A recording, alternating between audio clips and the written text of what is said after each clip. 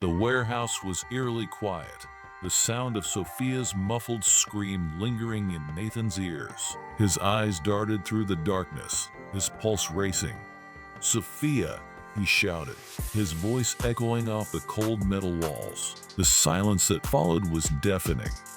Nathan's grip tightened around the device in his hand, its faint glow illuminating his determined expression. He stepped forward cautiously, the sound of shattered glass crunching beneath his feet. Meanwhile, Sophia struggled against the unseen hand, pulling her deeper into the shadows. Her heart pounded as she tried to make sense of her surroundings.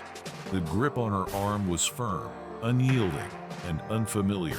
"Let me go," she demanded, her voice defiant despite the fear coursing through her. A voice whispered in her ear, low and chilling, "You shouldn't have come here, Sophia. You don't know what you're dealing with." Sophia twisted her arm free, stumbling backward into a faint beam of light. She turned, her breath hitching as she finally saw her captor. It wasn't Ryan. It wasn't Nathan. It was someone she thought she'd never see again. Daniel, her brother, presumed dead for years. "Daniel?" Sophia's voice was barely a whisper, her mind racing to piece together the impossible. He stepped closer, his face half hidden in the shadows. "You shouldn't have come here, Sophia," he repeated, his tone flat, unreadable. She shook her head, disbelief and anger mingling in her chest. "You're supposed to be dead. I grieved for you." Daniel's expression softened for a moment, but it quickly hardened again. "I didn't have a choice, Ryan." He made sure of that. The sound of footsteps interrupted them.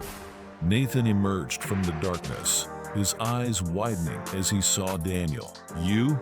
he breathed, shock evident in his voice. Sophia turned to Nathan, her gaze demanding answers. "You knew?" Nathan hesitated, guilt flashing across his face. "I suspected, but I didn't know for sure." "Enough," Daniel snapped, his voice cutting through the tension. "This isn't about me. It's about Ryan. He's more dangerous than you can imagine."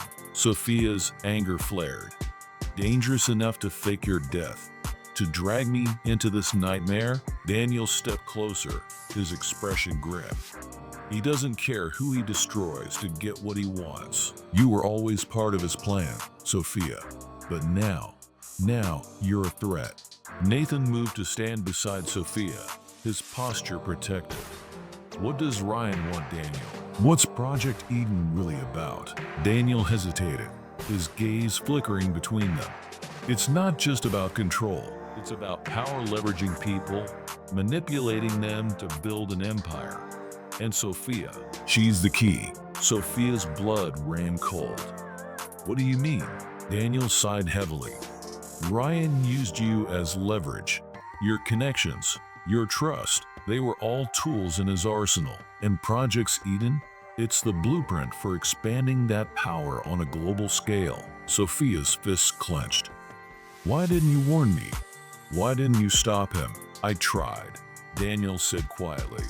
"But by the time I realized what he was capable of, it was too late." And then, he gestured to himself, his lips pressing into a thin line. "I became collateral damage." The weight of his words settled over the room like a heavy fog. The sound of machinery humming to life snapped them out of their thoughts. The monitors around the room flickered back on, displaying live feeds of locations Sophia didn't recognize. Ryan's face appeared on the largest screen, his expression smug and victorious. "Ah, the gang's all here," he drawled. Sophia's jaw tightened. "What do you want, Ryan?" He laughed, the sound hollow and chilling. "I don't want anything, Sophia. I already have everything I need." Nathan stepped forward. "You're finished, Ryan. We've exposed you." Ryan's smile didn't falter. "You think you've won?